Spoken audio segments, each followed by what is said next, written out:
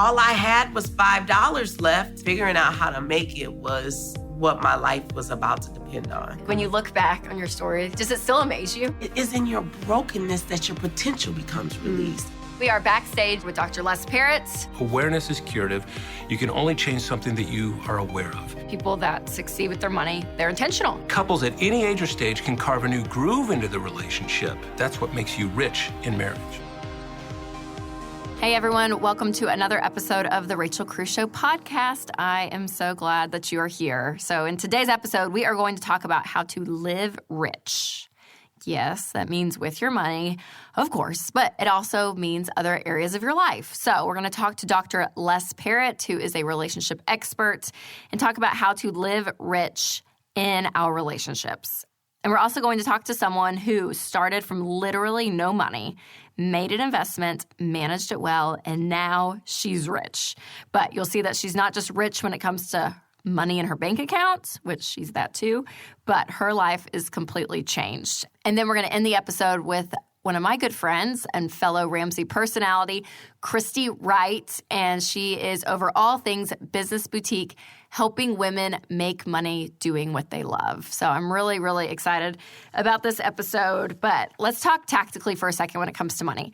How do you become rich, quote unquote rich, in today's world? Can you really become wealthy in America today? Because a lot of people think that you can't, and you're going to hear messages all across the board that, oh, it's so, it's impossible now. It's just not a reality. You're just never going to get ahead. Listen, you can become wealthy, but you have to be intentional. So here are some, I don't even want to call them secrets of the rich because they're not so secret, you guys. Here are 3 things to remember if you want to build wealth. Number 1, you do not need to have debt. That's right. Yeah. Debt steals your income. It's really hard to build wealth when your income comes in and it goes right back out to payments.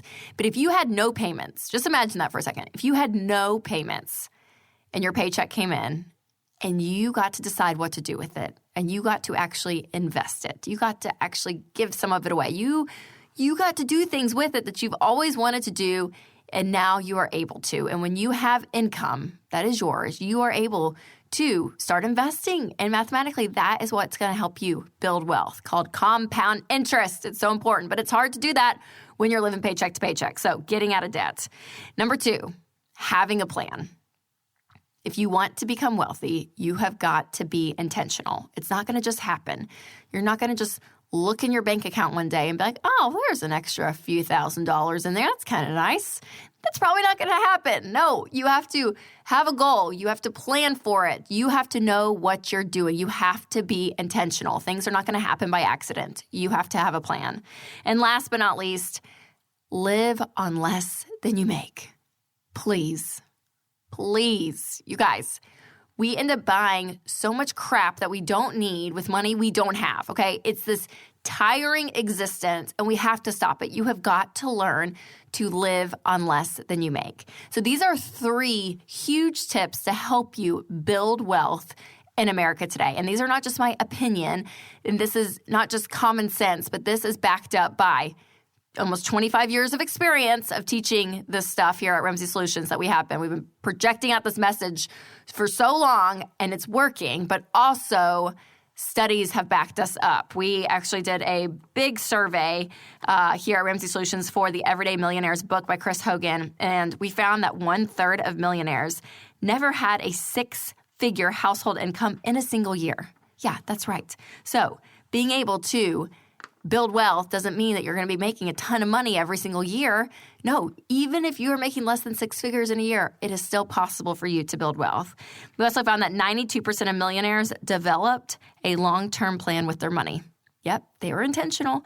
94% of millionaires live on less than they make. I don't know what else to tell you guys. That's it. That's the truth. So I promise you can win with money. But the point of winning with money is not just to make a ton of money and hoard it. Whenever I hear that, I always think about Scrooge McDuck. I don't know if Christmas Netflix movies are still on at your house because they're on ours like 24/7. 12 months a year. Like, it doesn't matter if it's July. Frosty has still not melted yet. And so Scrooge McDuck is what I imagine, like all these Christmas movies with Mickey Mouse. But really, I'm like, no, our point is not that, him collecting all of his coins. No. The point of building wealth is to be able to change your legacy, but also help other people. We always say you need to live like no one else, so later you can live and give like no one else. Because when you give, giving creates joy within you when you do it. Things change in your life and the way you perceive the world when you give. And also what creates joy is learning to be happy with where you are and what you have. And you guys, that is contentment. So we need to reframe what rich can mean. And one way to do that is to be happy and joyful with where you are in life and truly have contentment. And I'll tell you, I learned this lesson in a really big way. I have been a proponent of journaling for many, many years now. And I write down my thoughts and my prayers and like all the things. And I started this really toward the end of high school. So when I was in college, I was like a full-fledged journaler. Like I always was journaling. And it's so fun to be able to look back on some of these entries because I can remember it was about 2 weeks after classes started my freshman year at the University of Tennessee. I had briefly met a guy named Winston Cruz right before that. And I remember thinking in my head, I was like, he's really good looking and he loves Jesus. Like this guy. But he's 2 years older than me. I thought he was out of my league. Like every other girl that I knew, like that knew him, like thought the same things I did, so I didn't really think much about it, except that I thought he was great. And so about 2 weeks after classes started, I was walking into a restaurant with two of my friends. I even remember what I was wearing. I had like Nike gym shorts on and a sorority t-shirt and sunglasses with like the croquis hanging on the back, if you remember those. I mean, I think croquis are still around, but it definitely had a Chi Omega symbol on the back. That's right, X and a horseshoe, Chi O. All my sisters out there, you know where it's at. And so that and like rainbow flip-flops. Like I had like the straight up like Knoxville, Tennessee, University of Tennessee, like sorority gear, right? All the things. So I'm walking into this restaurant. Well, Winston is walking out with a few guys and we pass and he kind of like does a double take and he's like, oh, hey, you're Rachel. We met a few weeks ago. And I was like, uh-huh. Yeah, hi. And he was like, yeah, cool, good to see you, and just kept on walking. And I just stood there like mouth open. I was like, oh my gosh. And then my two friends with me, they're like, who was that guy? And I was like, that was Winston Cruz. And they were like, you need to date him. I was like, uh-huh, yeah, that'd be nice. Yep, I'll try. And so we kind of had a laugh about it. But I went back that day and went to my dorm room and I was journaling. And I wrote down the sentence in that journal, God, if I could ever marry a man like Winston Cruz, I would be so happy. And then it was so crazy. Like the next day, he asked me out on a date. I'm just kidding. It took like a year and a half, and then he finally asked me out. I don't even think he knew who I was for like a year. But I can look back at that journal. I'm like, man, it's so fun. It really is. Like when you write down your thoughts and your prayers and your fears and your dreams, like everything down, it's just made me realize how rich my life really is and how much I've grown. And I became more content in my life. So I want you to try this. I'm going to challenge you. I want you to start journaling. And if you don't think you have time to journal, here's an idea. How much time do you spend on social media each day? Ooh, the Instagram burn. That's right. Yes. So really start prioritizing this. So instead of wasting your time focusing on other people's moments, write down your own so that they don't slip away. So I have something really exciting to help you with this. I have come out with my own journal called the Contentment Journal, and I am really pumped about this. So what this is a 90-day guided journal. So you're going to go from feeling busy and distracted and unfulfilled to appreciating your life again and realizing how full and fun it really is. And so we walk through 30 days of gratitude, 30 days of humility, and 30 days of contentment because these are really the steps to get you there. And so you're going to have some prompts, you're going to have some fun challenges in it, but really it's 90 days to lead you to contentment. And so I'm so pumped about it. So make sure to click the link in the show notes in this episode to get your copy. All right, coming up next is my good friend, Dr. Les Parrott. I said it earlier, but he is a relationship expert. He's a psychologist, an author, a speaker, all the things, and we are going to talk about how to have a rich relationship with your spouse. Well, hey guys, we are backstage at our Money and Marriage event, and I'm here with Dr. Les Parrott. We have been doing this event for how long now, Les? Like 2.5 years. I know. We've saved so many people out there from disaster in their relationships. So many lives. With money We are and marriage. here. Yeah. But yeah, it's been so fun to get to know you and travel around and talk about this subject that is so hard for people, which is money and marriage. And so for this episode, we are talking all about how to enrich your life, and enriching your marriage is something that's really, really crucial. Yeah. And you are a marriage expert. And you actually I'm just glad to hear you acknowledge that for once, because that's not how you normally treat me. Usually I'm like, Les, come on, Les. Dr. Les Parrott, the expert. I love the theme of this show, though, being rich, because rich is not all about money, right? You can be rich in friendship and certainly rich in marriage, and that's what we're going to talk about. And so you have done a ton in your past, but I think one of the most fascinating things is you helped create eHarmony. Well, Neil Clark Warren is the founder of eHarmony. Yes, he was in all the commercials. Yeah, everybody knows Neil. You can't go into a restaurant without everybody going, hey, that's the guy, That's right? the love guy, the eHarmony guy. But we were with Neil and his wife Marilyn at the front end of that when it was an idea at the kitchen table, and it's been an incredible thing to watch that company now. Wow, 18, 19 years old. Yeah. But we were part of that ride. It was super fun. So fun. Okay, so what would be some of your thoughts around when you hear the words enrich your marriage? What are some ideas that come to mind? What are things you think about with couples that you've met with counseling or on the road, and you know, like, okay, these couples, they have a rich marriage? What would you say? Well, one of the things as a psychologist that we know about people that have life at the highest levels, that are, fulfilled, that are feeling like they're living the life, right? They're enriched, rich on multiple fronts, is they have control in their lives. And people that feel out of control with anything, money or health or anything else, anxiety goes up. And obviously, to live in the present, to live a life of contentment, you have to have some modicum of control over the things that you can control, which is money, which is, you can do a lot about relationships. It's a two-sided thing, but as a team, you can do a lot to control that relationship.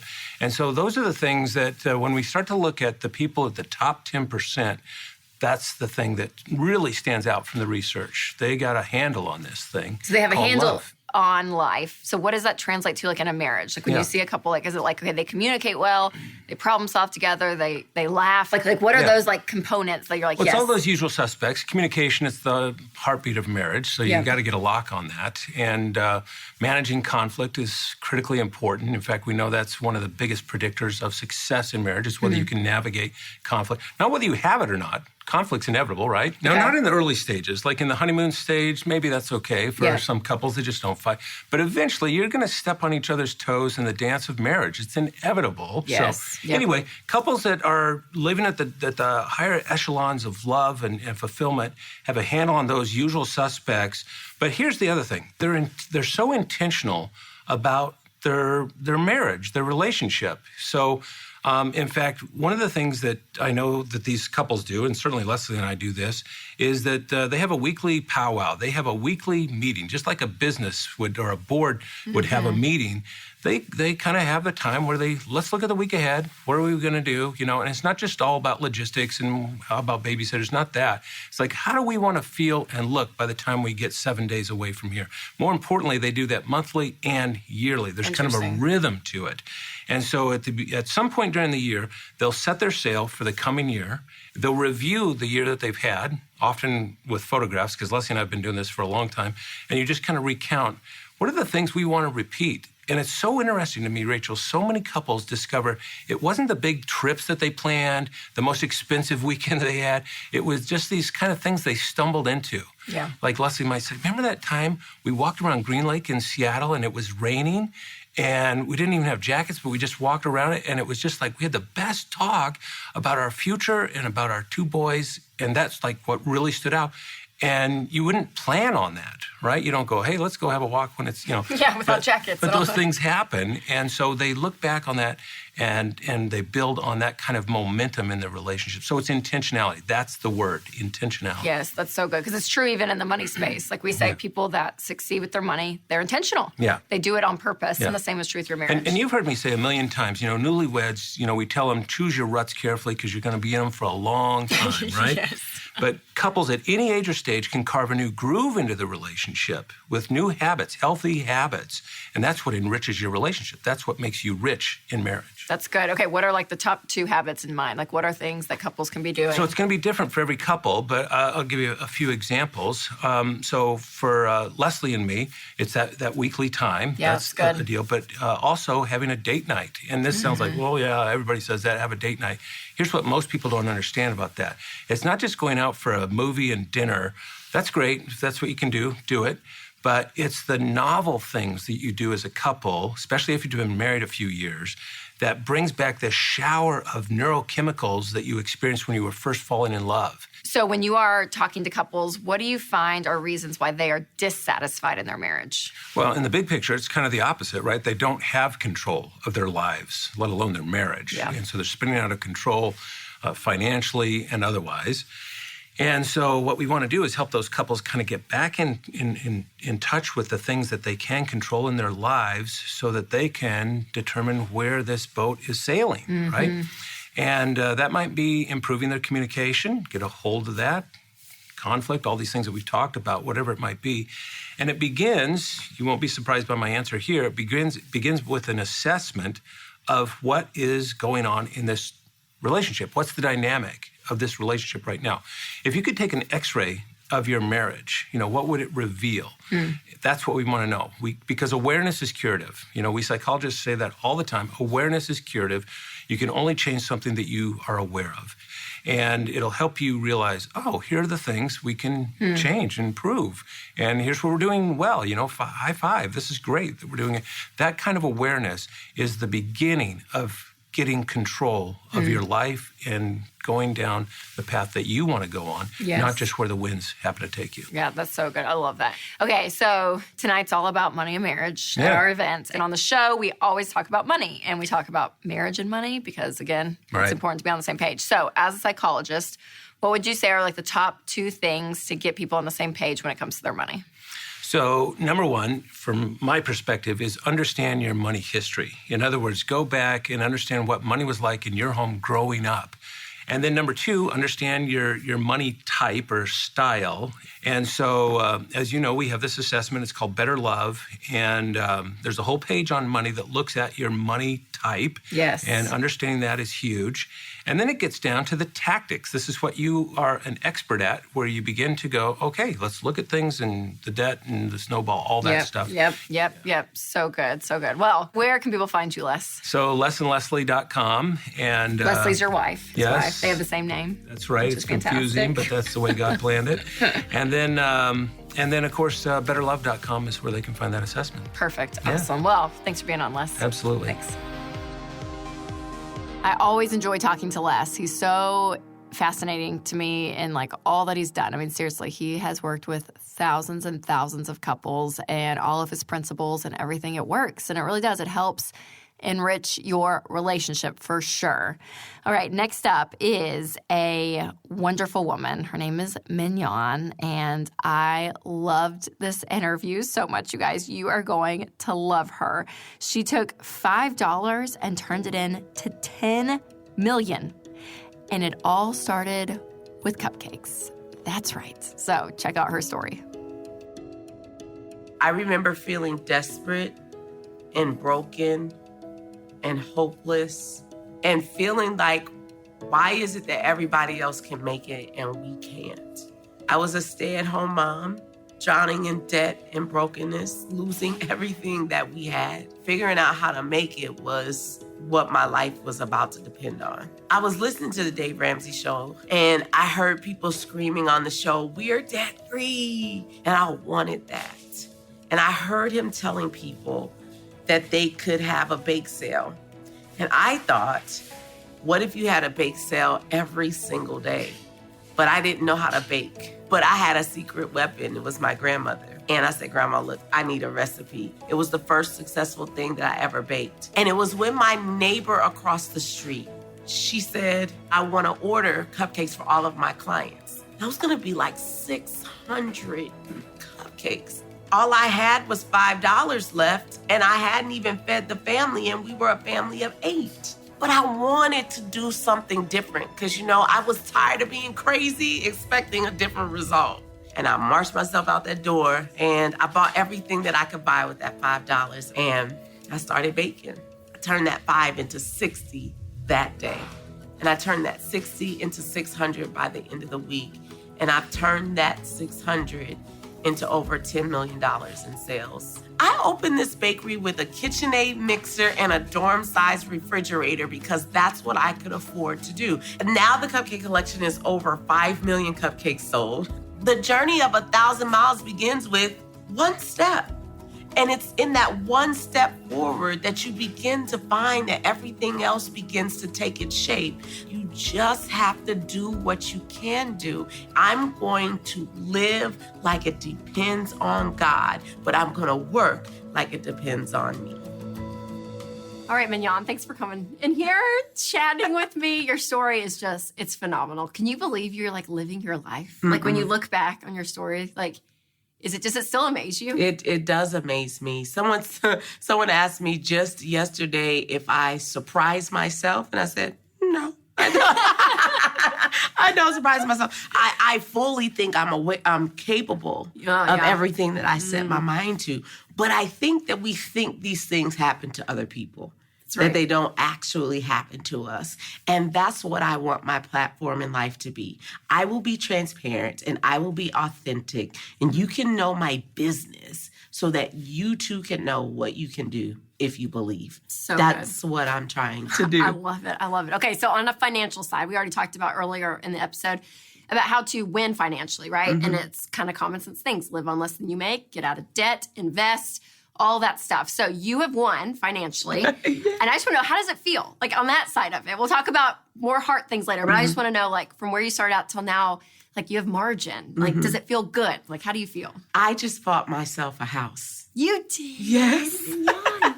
That's great. And to know that I did it and I didn't have to ask anybody what they thought about it. Oh my gosh. And I love that place. And the money part didn't stress you out because you had it. So good. Okay, because winning with money, obviously, isn't just to win with money, just to have money, right? Mm-hmm. It is about more than that. And you are such a joyful person. And money doesn't always equal joy. It equals fun sometimes, right? Money can buy some fun, but it doesn't reassure you that you're going to have a joyful life, but you do. My mother always said, a smile doesn't cost you anything.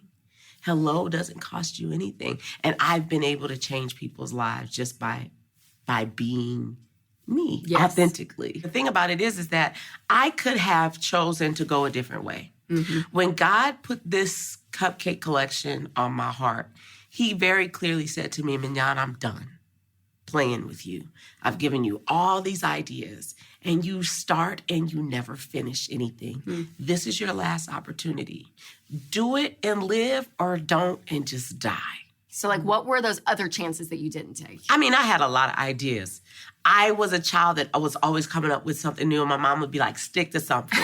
And that, I learned later, was also a gift. Yes. It was a gift to have ideas. But I've learned in the process that every idea wasn't meant for money. Every idea wasn't meant to share with the world. Some of them were meant to be given away. But I would try to make a business out of so many things. I get the business cards made, tell everybody I was going to do it, journal about it, and then 2 weeks later when you ask me about it, oh, I got something else. I'm not doing that anymore. Going on. And scared to go out and sort of hustle for my business. That's what I was going to ask. So why didn't those succeed? Scared to go out and hustle for my business. When it came to the Cupcake Collection, I would be peeking out of the blinds trying to see if anybody was going to walk down my street so I could bombard them with, hey, do you want to taste this? Mm-hmm. I mean, when you are truly hungry and you know that you're standing before life and death and you want to live, and you want to live more abundantly, you will do what it takes in order to live. Hunger will make you do some amazing and incredible things if you let it.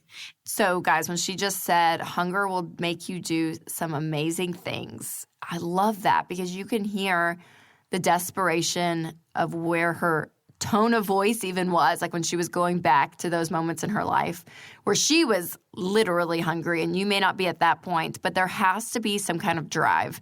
In order for you to change your situation, you have to decide that it's worth it. And you have to decide, okay, I'm going to do this. But that drive has to be there, because without that, you're not willing to sacrifice. You're not willing to do the hard stuff it takes to get out of debt and to win.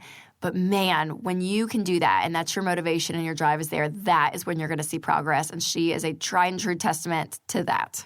Listening to Dave Ramsey on the radio, I was hearing people scream, "We're debt free." And I felt them through the radio. And I wanted that. I wanted to be able to sleep and know that I didn't have to get up. And somebody called me today, one of those robocalls, and they said, "We called to help you on some debt relief." I said, "Sorry, I don't have any debt." I think those too. And I'm like, yeah, I don't think this is correct. That's so good. So you mentioned journaling. Okay, I want to know, do you love to journal? What's your take on that? I have a journal by the side of my bed, and if my purse is anywhere around here, there is a journal on the inside that goes with me everywhere I go. I believe in that. Write the vision, make it plain that they may run and not faint. It simply says, write it down so the people who have to come behind you and do the same thing don't have to pass out trying to figure out what you already know. Ideas only last for 30 seconds unless you ink them. Otherwise, and that's a scientific Ooh, fact. I didn't know that. Yes. That's good. And so, I'll use it and quote you. Yeah. When Jan told me. Yeah. It's not mine, though. But how many times have you said, "Oh, I'm going to do that when I get home"? You don't remember. It's like, what did I say? It's so funny you're saying this. Literally this morning, I was getting ready for work, and I had 3 things in my head. I was like, today I have got to send. There were 3 emails. I did one, and I forgot. Yeah. I forgot the other because 2. You have to I didn't write it down. I know. You have to write it down. So what's the power for you when you write things in your journal and you go back, let's say just 12 months, and you reread the past year? Like, what does that do for you? Oh, my gosh. So I am rereading right now, maybe 15 or 20 years. Oh, wow. Because I'm writing my story now. Yes. And I've gone back to the day that I asked God to give me something that could belong to me. Write your prayers down to God. Because you need to know how to be thankful and pray your gratitude back to Him. And you will not know that if you don't remember what you asked for. So that's how I started it, because I wanted to remember what I asked God for, so when He answered, I could say, "Thank you, God." Oh, I love it. But it is true. There is power in writing it down, not only for yourself, but exactly what you said, to look back and see where your life has become and evolved from where you were. I love that. So the giving part of your life is huge. You've given in so many ways, not only financially, but for opportunities for people and your kids. So tell me about that part of your life. I'm so excited to have the opportunity to open up my space for other people. My team is young. My team's average age is about 24, 25. And are you intentional with that? Yeah. Are you, okay, and who are you seeking out? Like when you're saying that, like what are you looking for? I like college students. I like teenagers because I feel like they are always the most misunderstood. I feel like it's just like with God, we're all His children. And if someone wants to do something nice for your child, you want to do something nice for them. And I feel like God is the same way. When we take care of His children, He wants to take care of us. I remember standing in the shower and God said, "Open up your hands and try to catch the drops." And no matter how much you try to hold them in your hand, you can cup your hands as tight as you can. You cannot hold water in your hand except for whatever goes into the palm. And that's what I learned. All that I could keep was whatever I could hold. Everything else was to pass through me. And I was supposed to let that fall on other people. And so that's what I'm doing with my life now. There's not a lot for me to keep. And so that's one of the ways in which I'm expanding my business, by letting other people have an opportunity to start business with the Cupcake Collection. And we've done our first one in New Orleans. Second store, right? Yep, our second store. That's incredible. So someone hearing your story who's maybe living paycheck to paycheck, they may be as an extreme situation as you were all those years ago, maybe not as bad, but they're just still in this place and they're like, man, all this bad stuff has happened to me. Like it's me, why has the world done this to me?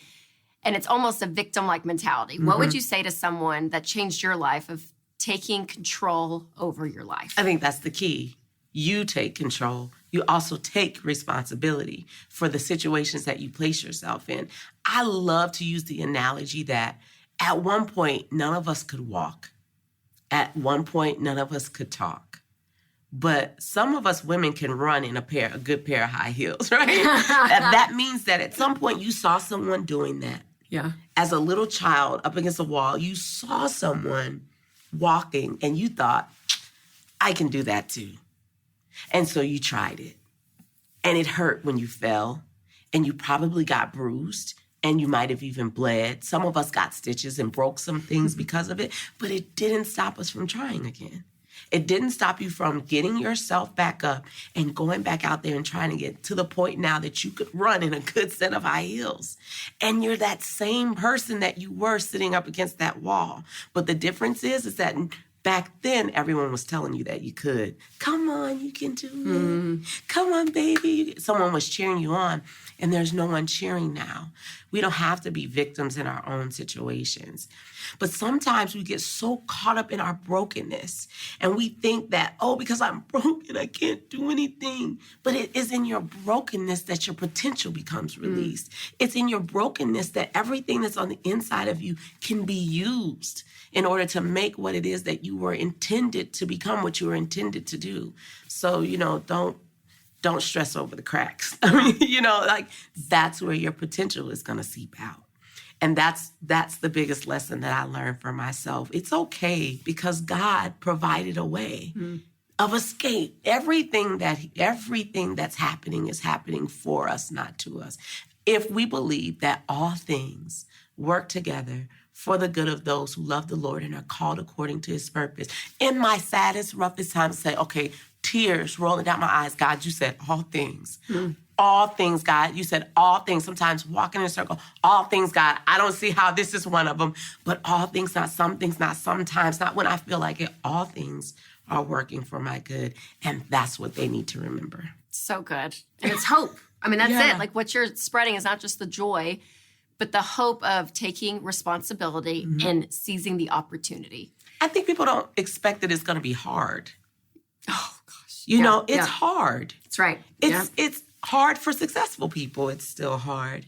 It's and if work. It wasn't hard, everyone would be doing it. Yeah, Right? it's work, and work is required of all of us. Yeah, absolutely. So. Oh, amazing. And your story and everything that you're doing with your life, I mean, you just radiate joy, and you have a really rich life and many aspects. And so you added so much to the show. And I know you gave people out there watching, again, the hope and the encouragement that they can change their lives and live an enriched life as well. So Thank you. Thank you. So. Thank you so much for being on. Seriously. So appreciate it. Thank you. So the one thing that I love about Mignon, and throughout the interview you hear it over and over again, is that she elevates people in her life. Like she said, like a smile is free. Like at the very beginning, like being kind to people, investing your life and your time into people. Like people matter in life, you guys. And so being able to make that a value, it's incredible the joy that brings. And man, she just radiates this unbelievable happiness and kindness. And it's one of those people, after you hang out with them, they're like contagious. You're like, I want to be as nice as Mignon. So yeah, she was fabulous. Not only does she have just an incredible story, but truly who she is and her character is just so inspiring. And I think it's something that, we all can probably do better in, but something not to forget, that the character and who you are matters as much as forming these good money habits. It's so, so crucial that you have the character in order to carry financial success. And she has that, which is just really great. And the girl journals. Like when she said that, I was like, oh my gosh, that was not planned. I got so excited though. I was like, yes, for journaling. I love it. So what's fun is if you've ever thought about starting your own business like Mignon, if that inspired you, well, coming up next is my conversation with author and speaker Christy Wright. And this is like her sweet spot, you guys. She's so good at this. So I can't wait for you to hear our conversation. All right, Christy, thanks for being on. Yeah, thanks for having me. This is so great because we're real life friends. Yeah. Actually, our kids are in the same preschool class together. Yeah. So this doesn't feel like work because we just get to hang out anyway. Yeah. So great. Okay. So a lot of women listening, we're talking about enriching your life in today's episode. And so a lot of them feel like, man, I just feel like I could be doing something else. Yeah. Like there's something else that's just like, man, I don't know what it is, but I may have this hobby, I may have this passion, but I don't know how to monetize it. Yeah. Like you talk to those kind of women all the time. Yeah. So what would you say is a good starting off point for them? Yeah, I think it's really important to find what your thing is. And that sounds difficult, but it doesn't have to be. For example, a lot of women start side businesses or home-based businesses or hobby business, whether it's they want to pay off more money on their debt snowball or they just want a creative outlet. So many of the moms I talked to, they said, I just want this thing that's just for me. Yes. Everything in my life is about my kids and my family, and it's easy to lose yourself Right. in motherhood and your roles and your, relationships and your identity there. And so they start this little hobby and they're like, hey, this is really fun. Wait a minute, I could make money doing this. And it evolves into something that brings in income and gives them fulfillment. And it really does enrich their life. And so Yes. it's really cool to see how it's meeting a lot of different needs for the women that I'm working with, but it also is a source of financial income for their family.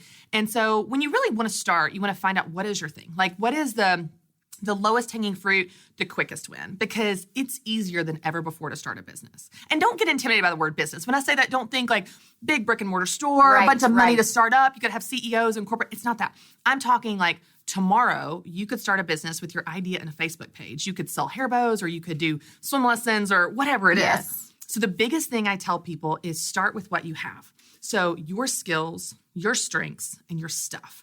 So your skills would be your education, your credentials, your background. Like, hey, I'm really talented. I'm experienced in this, or I have a degree in this. Okay, that's great. Those are skills you have that you could turn into a service-based business or something that you do Yeah. for the marketplace.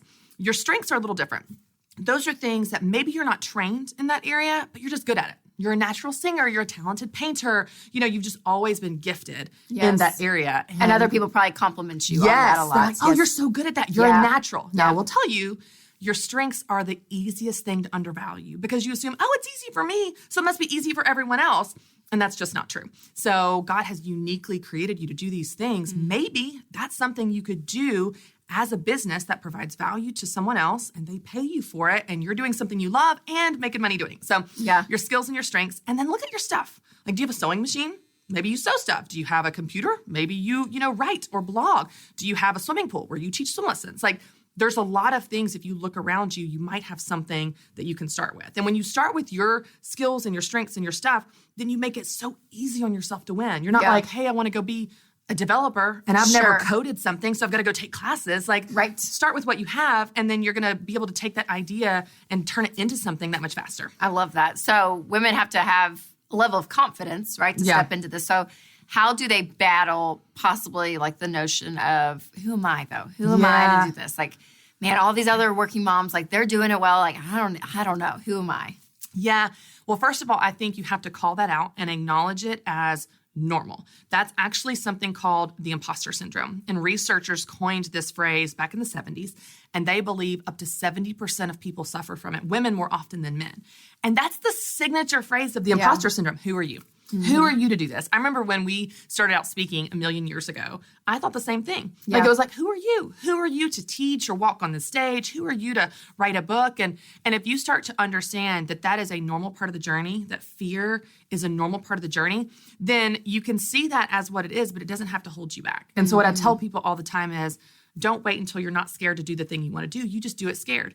Even though you're scared, you hear that voice and you go, yeah, that's a lie. Yeah. Everyone starts somewhere, and so am I. And so you give yourself permission to be a beginner and write your first blog and launch your first product and just try it. And the more you take tiny baby steps, it gives you momentum. That momentum gives you confidence. Because I'll tell you, nothing will silence your fear of doing the thing like doing the thing. I love the quote by Vincent van Gogh where he said, if you have a voice inside your head that says you cannot paint, then by all means paint, and that voice will be silenced. And so I just remind people the antidote to fear is action. So take action, even though you're scared, Yep. even though you're shaking in your stilettos or your sneakers or your slippers, whatever you prefer, like go take those brave steps, those tiny baby steps. And the more you have those wins, you're like, oh my gosh, I did it and I survived. I can do it again. Totally. That's so good. So what do you see today? Because you've been teaching to and talking to thousands of women literally on this subject specifically. So what is the biggest hurdle you see with women today? It's fear. It's what we were just talking about.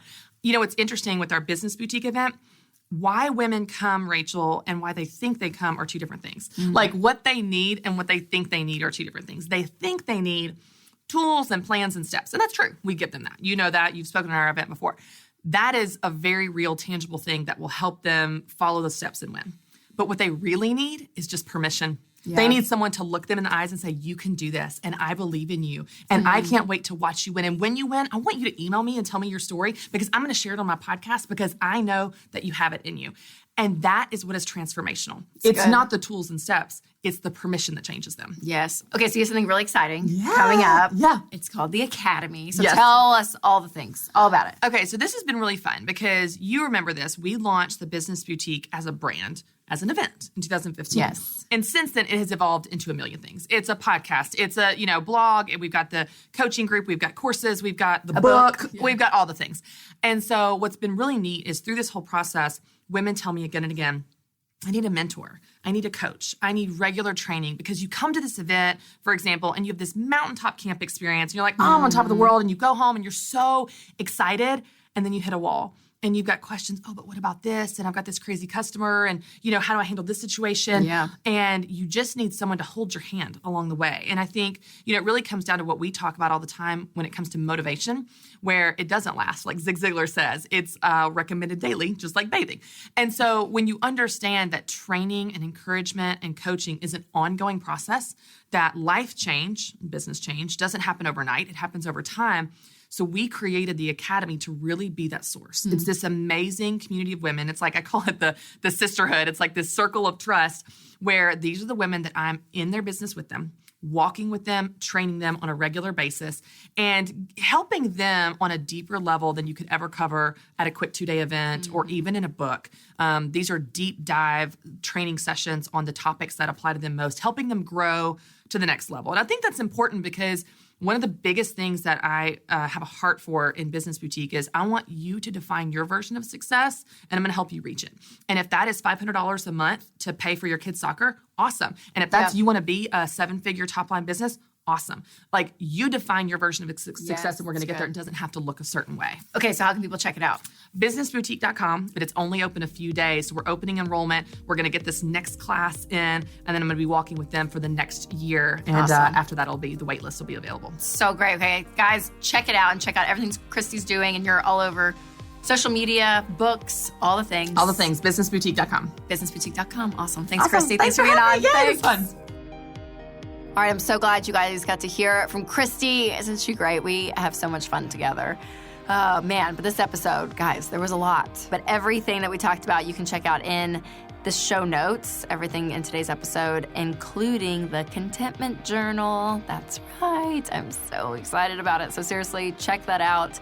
Get a copy for yourself, because I really do think it's going to inspire and help you day to day throughout those 90 days, and hopefully transform your whole life and your outlook. So thank you guys so much for listening, and thank you to Les and Mignon and Christy for coming on as well. And you guys make sure to hit that subscribe button if you've not yet.